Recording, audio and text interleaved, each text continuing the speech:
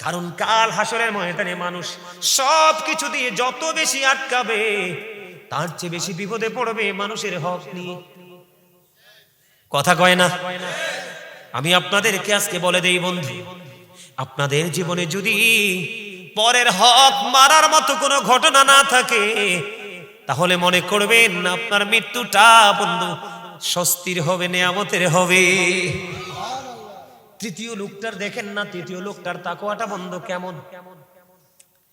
উনি বন্ধু, ওরা আমাদের এলাকাতে আমাদের মধ্যে আমরা কাজের লোক রাখি না, তৃতীয় লোকটা তিনি কাজের লোক রেখেছিলেন, কাজের লোক দিয়ে তিনি কাজ করিয়েছিলেন, কিন্তু লোকটা কাজটা করার পরে বেতন নেয় নাই। মালিকের কাছে তার বেতন রেখে চলে গেলেন কোন জানা গন্তব্যে। মালিক খুঁজে পায় না তার শ্রমিককে বেতন দিতে। দিন চলে গেল, রাত চলে গেল, দিন চলে গেল, রাত চলে গেল বন্ধু, গোলাম আর মালিকের কোনো দেখা নাই। তৃতীয় ব্যক্তি যিনি আজকে মহা বিপদে, যেই বিপদের খবর আল্লাহ ছাড়া কেউ জানে না। কথা কি বুঝেননি আপনারা? দেখেন মালিকের প্রেম কত মধুময়। আমার বন্ধু এই মুহূর্তে একটা আয়াত বারবার মনে পড়তেছে। ওই যে আল্লাহ কোরআনে বলেছে, আল্লাযীনা আমানু, যারা ঈমান এনেছে, ওয়াকানু ইয়াত্তাকুন, এবং তাকওয়া অবলম্বন করেছে, লাহুমুল বুশরা, তাদের জন্য সুসংবাদ, ফিল হায়াতিদ দুনিয়া, দুনিয়ার জীবনে, ও ফিল আখিরা, এবং পরকালের জীবনে। আপনি ঈমান আনার পরে যদি আল্লাহকে ভয় করতে পারেন, আপনার জন্য নিয়ামত দুনিয়ায় বরাদ্দ, আখিরাতেও বরাদ্দ। তার সিম্পটম হলো, এর মধ্যে একটা হলো এইটা। তিন নাম্বার ব্যক্তিটা বন্ধু, তিনি তো ওনার শ্রমিককে আর খুঁজে পায় না।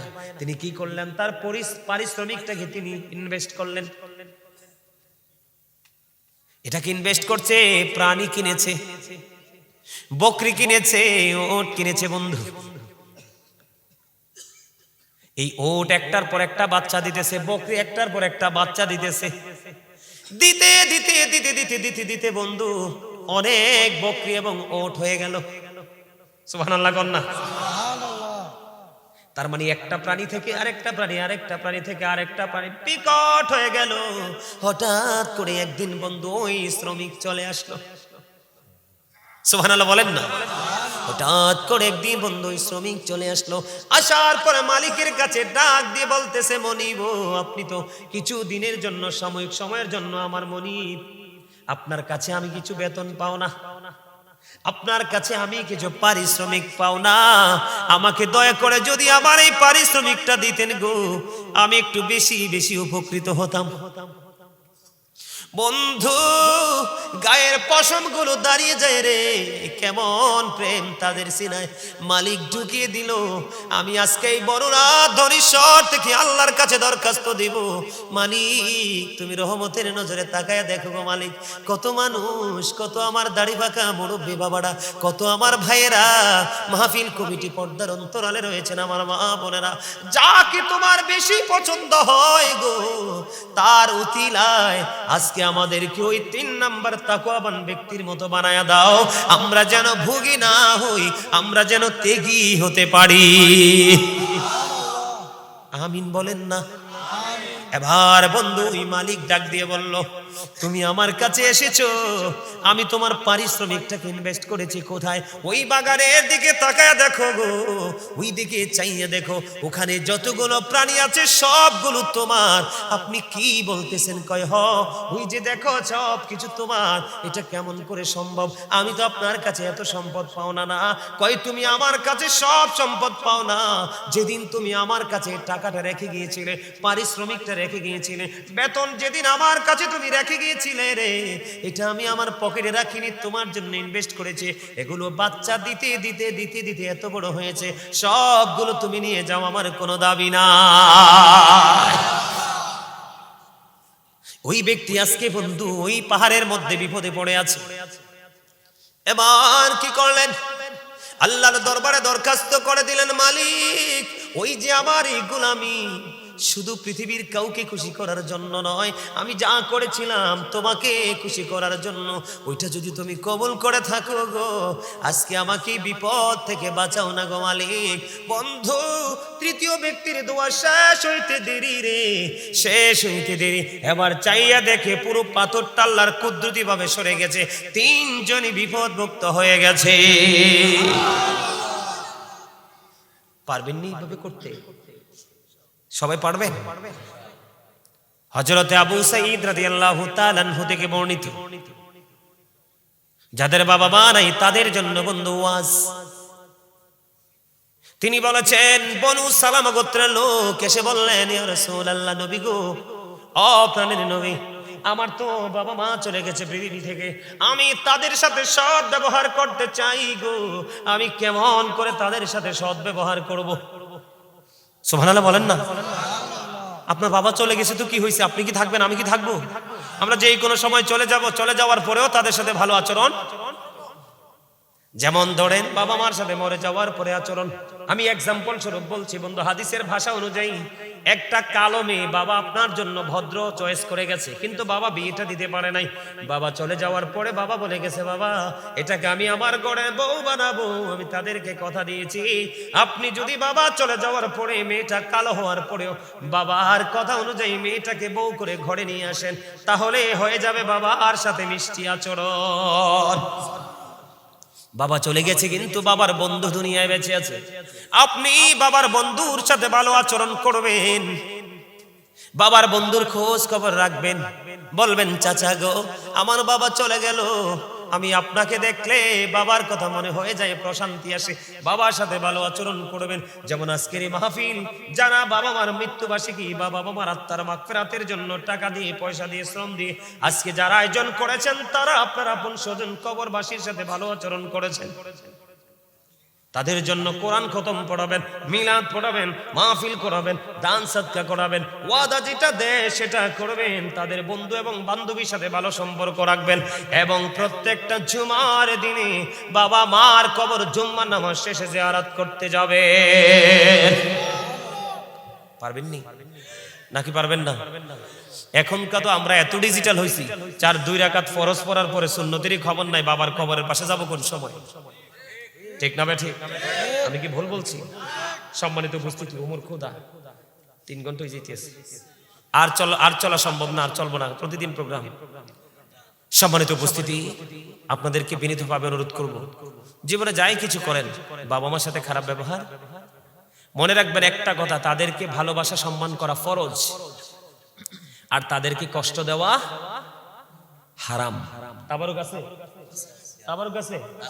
আপনারা যারা বাহিরে দাঁড়িয়ে আছেন সবাই ভিতরে চলে আসেন, আপনারা সবাই ভিতরে চলে আসেন, আসেন। হ্যাঁ, একটা গজল গাইতে, হ্যাঁ গজল বাকি রয়েছে, ঠিক আছে, পারলে আমার সাথে গাইবেন, আমার একটা পছন্দের গজল আছে, আমি গাইবো। হ্যাঁ, গজল তো গাইছি না, এই জায়গাতে তো গজলটা গাওয়া যায় না, বাবা মাকে নিয়ে আলোচনা করতে গেলে আসলে একটু ব্যতিক্রম মনোভাব চলে আসে। তোরা কই পাবি অমূল্য রতন, আমার মায়েরই মতন রে, নাই দরদি। তোরা কই পাবি অমূল্য রতন, আমার মায়েরই মতন রে, নাই দরদি। ভিজা জাগায় মায়ের, কথাগুলো কি ঠিক না? একবার চলে গেলে মায়ের মুখ দেখা যায়? যায়? মার জন্য বেশি বেশি দোয়া করবেন, বাবার জন্য বেশি বেশি দোয়া করবেন, জীবিত হোক বা মৃত হোক। তীর মারলে তীর মিস করতে পারে, সন্তানের হাত মিস। আবার ওই দিকে যদি তাকাই, পৃথিবীর সবার দোয়া মিস হতে পারে, কিন্তু বাবা মার দোয়া মিস। এজন্য এটার সাথে আরেকটা কি গভীর প্রেম। ও আমার মা নাই, আমার বাবা নাই, দয়াল রে দয়াল, আমার কি মা ডাকার সাদ নাই রে, আমার কি বাবা ডাকার স্বাদ নাই রে, বলেন আমার মা নাই, আমার বাবা নাই, দয়াল রে দয়াল, আমার কি মা ডাকার স্বাদ নাই রে, আমার কি বাবা ডাকার স্বাদ নাই রে। ঘরে যাইয়া সবাই দেখে মা জননীর মুখ, বাবা যখন মাথায় হাত দে ভুলে যাই সব দুঃখ। আমার মা নাই, আমার বাবা নাই, দয়াল রে দয়াল, আমার কি মা ডাকার স্বাদ নাই রে, আমার কি বাবা ডাকার স্বাদ নাই রে। বলেন শয়নে স্বপনে শুধু মা তোমার কথা মনে হয়, শয়নে স্বপনে শুধু মা তোমার কথা মনে হয়। কতদিন দেখি না তোমার, ভুলে কি গেছো আমার, ভুলে কি গেছো আমার, আদর সোহাগ মাগো আর কোথা পাবো, কারা চলে আমি নিজেকে জড়াবো, আদর সোহাগ মাগো আর কোথা পাবো, কারা চলে আমি নিজেকে জড়াবো, কার কাছে ধরবো মিছে বায়না, তোমার মতো কেহ নাই, শয়নে স্বপনে শুধু মা তোমার কথা মনে হয়। আমার ভুবন জুড়ে শুধু দুঃখ জ্বালা, কে আর পরাবে আমায় সুখের সে মালা, আমার ভুবন জুড়ে শুধু দুঃখ জ্বালা, কে আর পরাবে আমায় সুখের সে মালা, কপলে কে দেবে আর কাজলের টিপ, তুমি জেনে ধরাই, শয়নে স্বপনে শুধু মা তোমার কথা মনে হয়। মারহাবা বলেন না। মায়ের জন্য কাঁদতে জোয়ান হওয়া লাগবে এমন শর্ত নয়, যারা বুড়ো হয়ে গেছে তারও মা, যারা জোয়ান তারও, ঠিক কিনা বলেন? মায়ের সম্মানের মধ্যে কোনো কি নাই, সময়সীমা আছে। মাকে ভালোবাসবেন তো, বাবাকে ভালোবাসবেন তো, বিরক্ত হবেন না তো। আপনি যখন প্রস্তাব করেছিলেন বারবার, মা তো বিরক্ত হয়নি। অন্যজনের নাকি গন্ধ লেগেছে, মাল নাকি গন্ধ, পায়খানা করার সময় অন্যজন নাক বাঁকা করে চলে গেছে, কিন্তু মা সন্তান কষ্ট পাবে ময়লা পরিষ্কার করার জন্য দৌড়ে এসেছে। সেই ময়লা আপনার আমার জীবনে প্রত্যেকটা মা করেছে। সন্তান যদি মাকে রাজি করতে না পারে, মনে রাখবেন কখনো সে আল্লাহকে রাজি করতে পারবে না। সন্তান যদি বাবাকে রাজি করতে না পারে, কোনোদিন আল্লাহকে রাজি করতে পারবে? কথা বলেন, পারবে? মাকে ভালোবাসতে রাজি আছেন তো? হ্যাঁ, আর জোরে বলেন, আরো জোরে বলেন। আমরা মা বাবাকে ভালোবাসতে রাজি, ঠিক কিনা বলেন? সম্মানিত উপস্থিতি, আপনাদের কাছে আমার আগে যিনি ছিলেন আমার ভাই জহিরুল ইসলাম জাবিরি সাহেব, মুফতি মাওলানা জহিরুল ইসলাম জাবিরি সাহেব, আপনাদের কাছে তিনি কিছু সাহায্য চেয়েছিলেন। চাইছে না? আপনারা সবাই কিন্তু দিতে পারেননি। আমার কাছে মনে হয়েছে আপনারা একটু শক্ত। এসে দেখলাম মাশাআল্লাহ অনেক মানুষ, কিন্তু সেই তুলনায় আপনারা ওনার সাথে মানে মাহফিলের জন্য দিতে শোনেন। মসজিদ, মাদ্রাসা, মাহফিল, দিনের কাজ, এই জায়গাগুলোতে দানের ক্ষেত্রে নিজের এরিয়ায় হওয়া লাগবে এমন কোন শর্ত নাই। এই আমার দিকে তাকান। পৃথিবীর যত মসজিদ, সকল মুসলমানের হক আছে নামাজ পড়ার। কথা কন, কথা কি বুঝে আসে? যখন পাবনা থেকে কেউ আমাদের দেশে আসে, আমাদের রাস্তা ইউজ করে না? আমরা যখন, আমি যেমন কালকে বগুড়া গেছি, সবগুলো রাস্তা উপেক্ষা করে গেছি। আমি কি তাদের রাস্তা ইউজ করি নাই? আমি ওখানে রাস্তায় দান করলে সওয়াব পাবো, এখানে করলেও এটা বিফলে যাবে না? যাবে। আমি আপনাদেরকে ছোট্ট করে একটু কোরআন শরীফটা খুলে দেখাই। হ্যাঁ, এদিকে তাকান। আমি আপনাদেরকে ছোট্ট করে কোরআন শরীফটা একটু খুলে দেখাই। এদিকে তাকান, দেখেন আল্লাহ কোরআনে কি বলে।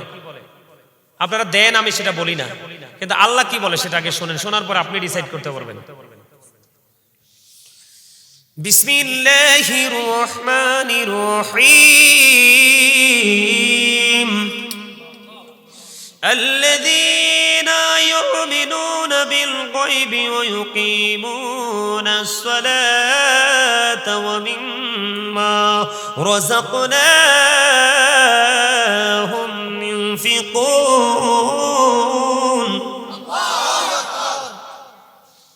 আল্লাহ রাব্বুল আলামিন বলতেছে সাবধানে, ওরাই ঈমানদার, ওরাই মুমিন। ওরাই কে রে? সেই মুমিন। আল্লাহ রাব্বুল আলামিন বলেছেন যারা ঈমানদার, ঈমান আনার পরে বন্ধু কথা বলেন না, সাবধানে, ওরাই ঈমানদার, ওরাই মুমিন। ওরাই যারা অদৃশ্যে বিশ্বাস করে। কি করে? যেটা দেখা যায় না ওটাকে আমরা বিশ্বাস করি, কি করি না? অদৃশ্যে বিশ্বাস করে। এরপরে আল্লাহ রাব্বুল আলামিন বলেছেন ইয়াকিমুনাস সালাত, সালাত কায়েম করে।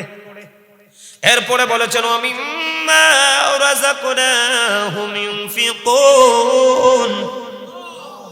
আল্লাহ রাব্বুল আলামিন যে সম্পদ দিয়েছে, আল্লাহ যে দৌলত দিয়েছে, আল্লাহ যে আপনাকে আমাকে যে সম্পদ দিয়েছে, এই সম্পদ থেকে, দৌলত থেকে যারা দান করে,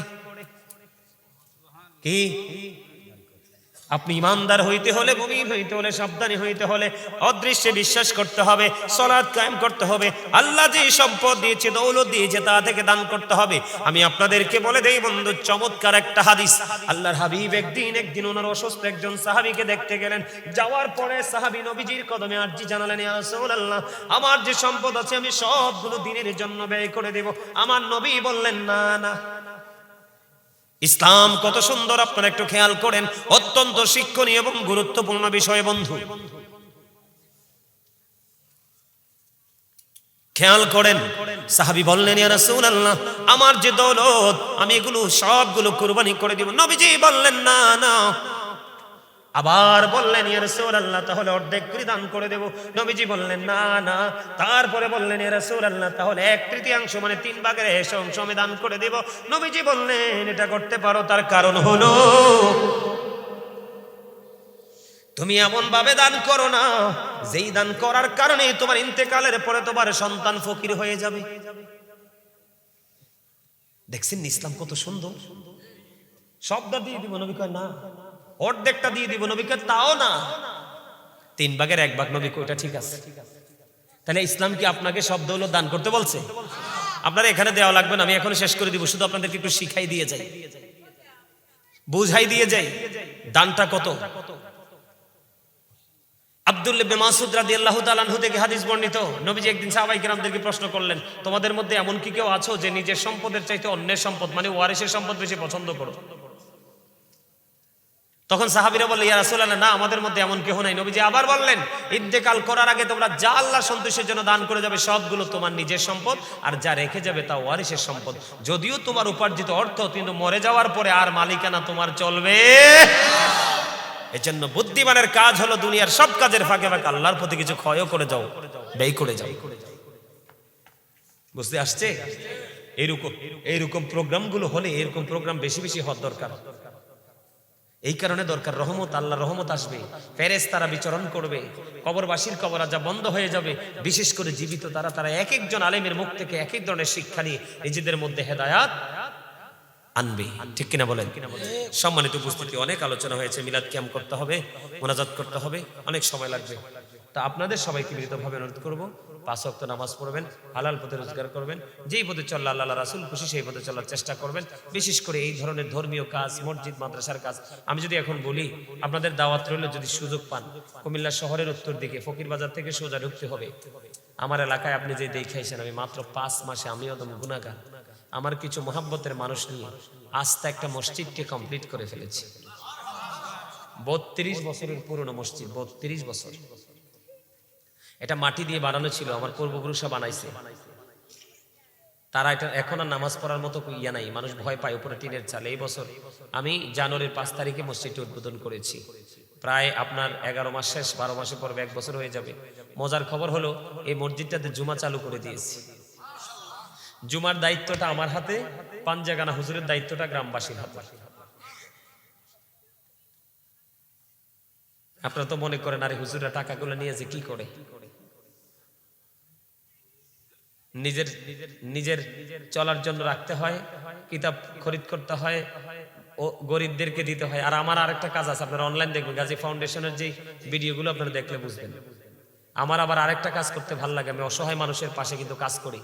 কিছুদিন আগে আপনারা দেখছেন কিনা জানেন, আমাদের একজন সুন্নিয়তের আলেম, পরিপূর্ণ আলেম, সে টাকার জন্য শেষ পর্যন্ত চিকিৎসা পর্যন্ত করতে পারে না। আমি তার জন্য যথেষ্ট যতটুকু সম্ভব সাপোর্ট দিয়েছি, টাকা দিয়েছি। এবং তার ইন্তেকালের পরে 5 দিনে যে দোয়ার আয়োজনটা হয়, অনেক আলেম ওলামাদেরকে আমি আপনার নিজের পকেট থেকে হাদিয়া দিয়ে আলেমদেরকে ওখানে নিয়েছি, দোয়া করিয়েছি এবং খাবারের জন্য তার বাবার হাতে টাকা দিয়ে আসছি। তো এইগুলাতে আপনারা যে দেন হাদিয়া, এই হাদিয়াটা এখানে যায় না? তা আপনারা এটার মালিক নি? কথা কয় না? আরে মালিক নি।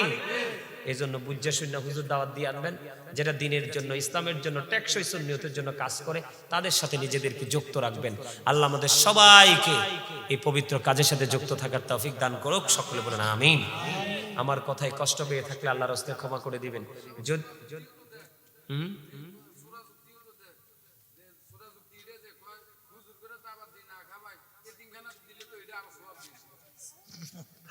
হুজুরদেরকে না খাওয়াই এতিমখানাত খাওয়ালে সওয়াব বেশি হবে। আচ্ছা আই এক কানা ব্যাগগুন কথা, আই ব্যাগগুন কথা ঠিক করি কই আর কথা আপনারা বুঝছেন নি? হেতনে ক্লিয়ার কইছে, আপনারা বুঝছেন? আই এগুলা ক্লিয়ার করি দেই, এক কানা ক্লিয়ার করি দেমনি আর কথা শুনিল না। আর একটা বুড়ি মা, ওনার মন চাইছে বাড়িতে হুজুর দাওয়াত দি খাওয়াইবে, বুঝছেন নি? এখন বুড়িমা বলতেছে হুজুর আর কপাল বেগুন খারাপ। আইকে কিল্লাই কয় আর বাড়ির আশেপাশে একগৌ নবীর প্রেমিক হুজুর নাই। কি নাই? তা আন্নে প্রেমিক হইছেন কিল্লাই কেনে? কয় আই নবীর প্রেমিক হই গেছি আন্নের ওয়াজ শুনি শুনি। তার কাছে মনে হয় আমি বেগুন জঙ্গল লইয়াছি, আন্নের ওয়াজ শুনি আই দেই যে আরে এত না মজার জিনিস। তো আমার জীবনে আমার একটা বড় নিয়ামতের কথা হচ্ছে, আমি প্রত্যেকটা বিষয় নিয়ে পার্ট বাই পার্ট আলোচনা করেছি, বেশি হোক করে হোক কম করে হোক।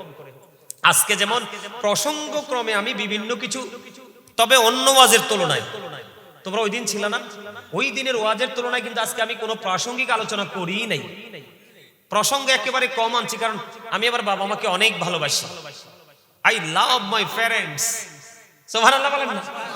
আর জোরে I love my prophets Muhammad sallallahu alaihi wasallam. I love my country and country's people. সুবহানাল্লাহ বলেন না? এটা আমার ব্যক্তিগত মনোভাব। I like to study for help other.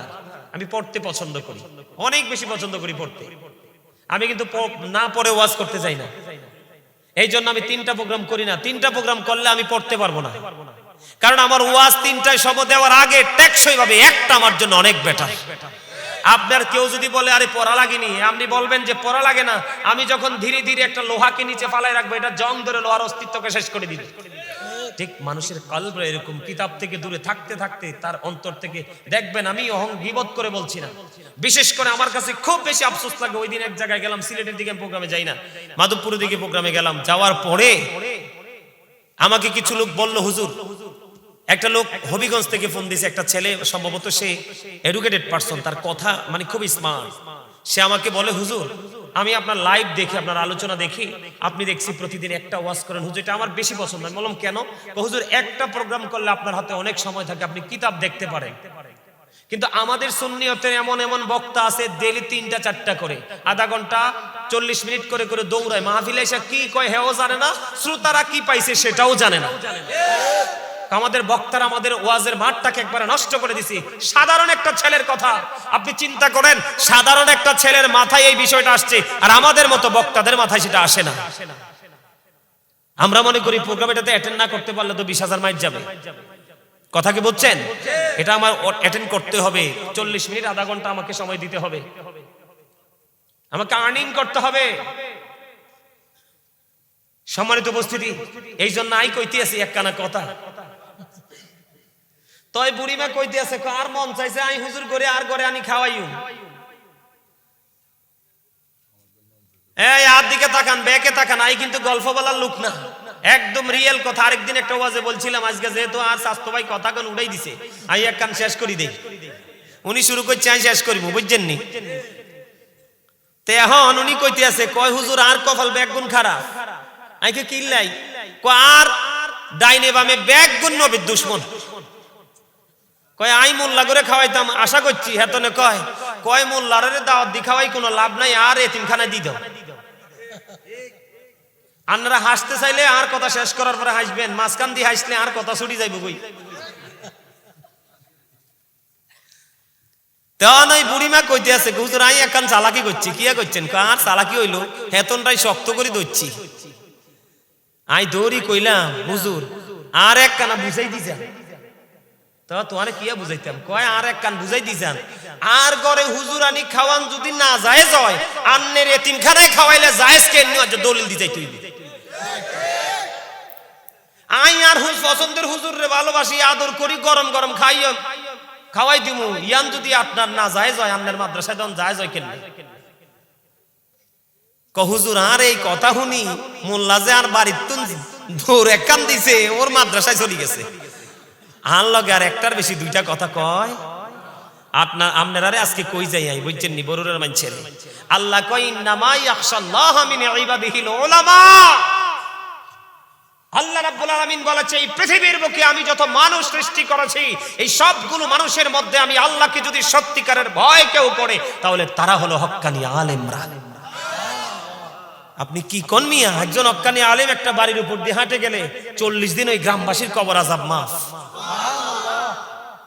আপনি কি মনে করছেন আলেম কি গাছের লতা পাতা না? ঘুষ দিয়ে ইঞ্জিনিয়ারি বানান যায়, ঘুষ দিয়ে এসপি বানান যায়, ঘুষ দিয়ে ডিসি বানান যায়, ঘুষ দিয়ে পুলিশ অফিসার বানান যায়, যায় কি যায় না? এখনকার যুগে ফেক সার্টিফিকেট দিয়ে ডাক্তার উগ্গা বানান যায়। কথা কন না কিনলেন? নেগেটিভ ট্রিটমেন্ট করবো আর কি, পজিটিভ করতে না। আর কথা ঠিক আছে নি? কিন্তু আলেম দেওয়া আলেমের ক্ষেত্রে তো কোনো ঘুষ চলতো না। কোনো ঘুষ দিয়ে আলেম বানান যায়? কোন ঘুষ দিয়ে কি হয় না আলেম হয় না। আলেম হতে লাগে আল্লাহর খাস নিয়ামত, খাস রহমত। কথা কন না কেন? আরো জোরে। এই আজকে ওয়াজ শিখি রাখেন, আল্লাহ রাসূল কইছে কিয়ামতের আগে ভণ্ড আলেম বের হবে। তাদের মধ্যে কিতাবি আলেম থাকবে না। তাদের গানের পরিধি এত বেশি ছোট হয়ে যাইব, তারা ভালো মন্দ ছোট্ট একটা সমাধানও তারা দিতে, তারা তাদের সুবিধার জন্য মন গড়া ফতোয়া দিবে, দিয়ে দিয়ে জাতিকে বিভ্রান্তির মধ্যে ফেলে দিবে। এটা হলো কিয়ামতের আলামতের মধ্যে অন্যতম একটা আলামত। তারা মন গড়া কথা বলবে। এখন দেখবেন কয় বাবা মা মারা গেলে কবরবাসীর জন্য খাওয়ার আয়োজন করা বেদাত। এরা কি কয়? বেদাত কয়। আচ্ছা আপনি মেহমান দাওয়াত দিয়ে খাওয়ান, মৃত্যুবার্ষিকীতে খাওয়ান, যেটা কান খাওয়ান তো, কথা কয় না, খাওয়ান তো। আল্লাহর হাবিব সরকারে মদিনা তিনি বলে দিয়েছেন আল্লাহ রাব্বুল আলামিনের কাছে দুটো কাজ বেশি পছন্দের। একটা হলো পরিচিত হোক বা অপরিচিত হোক, মুসলমানকে দেখা মাত্র সালাম দিয়ে দেওয়া। আর একটা কাজ হলো আল্লাহর বান্দাকে পেট ভরিয়ে খাইয়ে দেওয়া। আমি ছোট্ট একটা হাদিস আপনাদেরকে শোনাই বন্ধু, মন দিয়ে শুনবেন, অত্যন্ত প্রেমময় হাদিসটা। আল্লাহর হাবিবের কাছে বন্ধু মেহমান আসলেন। মেহমান আসার পরে মেহমানকে মেহমানদারি করতে হবে। আল্লাহর হাবিব ডাক দিয়ে বললেন, কে আছো রে? আমার এই মেহমানটাকে আজকে একটু মেহমানদারি করো, বানিয়ে যাবা। এবারে এক আনসারী সাহাবী ডাক দিয়ে বললেন, ইয়া রাসূলুল্লাহ, আমাকে আপনার এই অতিথি আমাকে দিয়ে দেন, আমি তাকে আপ্যায়ন করব। এবার নবীজি আনসারী সাহাবীকে মেহমানের দায়িত্বটা দিয়ে দিল। মেহমানের দায়িত্বটা দিয়ে দেওয়ার পরে ওই মেহমান বন্ধু বাড়ি গেলেন।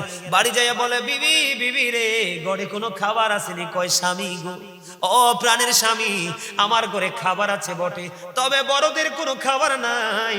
আমাদের যে সন্তান আছে, ছোট্ট সন্তানের একটুখানি খাবার আছে গো নবী। আমার নবীজি বললেন, ওই সাহাবীকে বললেন, স্বামী আমার এই ছোট্ট ছেলে, ছোট্ট বাচ্চার একটু খাবার আছে।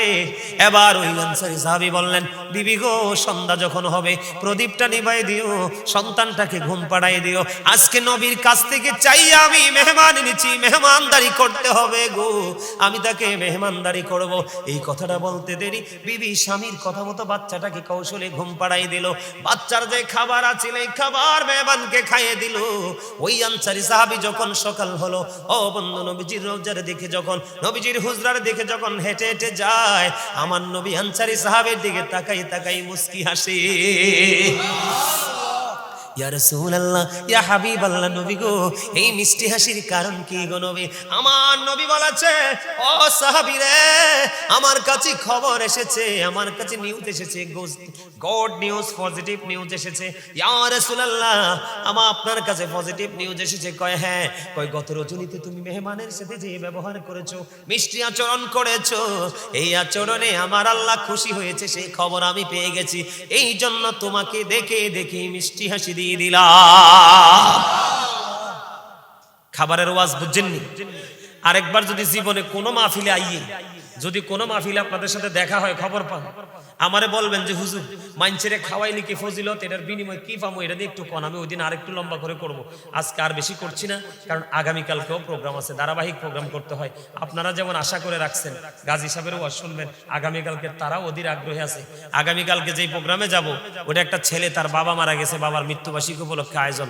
আমার এক হুজুর মানুষ আসবে কত, আমি অনেক মানুষ সব ডিরি খাওয়াই, হুজুর ডাইল দিলেও খাওয়াবো। সুবহানাল্লাহ কন্যা, ডাইল দিয়ে হইলেও খাও, আমি খাওয়াইবা? কহে আমি কিচ্ছু যদি না পারো, সাদা ভাত, একটু ডাল আর একটু সবজি করে রাখো, আমার মেহমান যদি যায় তারা না খাইলেও চলবে না। ও বলতেছে, হুজুর আপনাকে আমি পাইছি, আমার খুশির কোনো শেষ নাই, আমি এত সুন্দর করব, আমার পক্ষ থেকে সর্বোচ্চটা। দেখছেন নি প্রেমটা, ভালোবাসাটা দেখছেন? এটা আমার কুমিল্লা শহরের পাশে, বেশি দূরে না। সম্মানিত উপস্থিতি, তা আমি আর আলোচনাটা লম্বা করছি না। আমার আজকের মূল মিশন হলো আপনারা রাসূলের প্রতি ভালোবাসা জোরদার করবেন। রাসূলের প্রতি প্রেম যখন আপনার অন্তরে চলে আসবে, তখন রাসূল যেটা চায় সেটা আপনি চাইবেন, রাসূল যেটা চাইনি সেটা আপনি গ্রহণ করবেন না। আল্লাহ যেন সেই মানসিকতা নিয়ে আমাদেরকে জীবনযাপন করার তৌফিক দান করে, সকলে বলুন আমিন। আর বড় কথা হলো, আপনারা এই মাহফিলটাতে সবাই, আমি কাউকে প্রেসার ক্রিয়েট করবো না, মন থেকে যার যার জায়গা থেকে একটু দান করবেন, আল্লাহ যেন দান করারও তৌফিক দেয়, সকলে বলুন আমিন। আমি একটু জিকির করব, কিয়াম করব, যখন আমি দাঁড়াবো আপনারা সবাই কাতারবদ্ধ হয়ে যাবেন, নিজ নিজ দায়িত্বে করবেন। তো মাহফিল কমিটিকে কষ্ট দিবেন না তো, তারা অনেক কষ্ট করে একটা বাগান সাজায়, অনেক কষ্ট করে। আপনারা সবাই নিজ নিজ, বিশেষ করে যুবক ভাই আছো তোমরা নিজেরা দায়িত্ব নিয়ে কাতারগুলো সোজা করে তাদেরকে একটু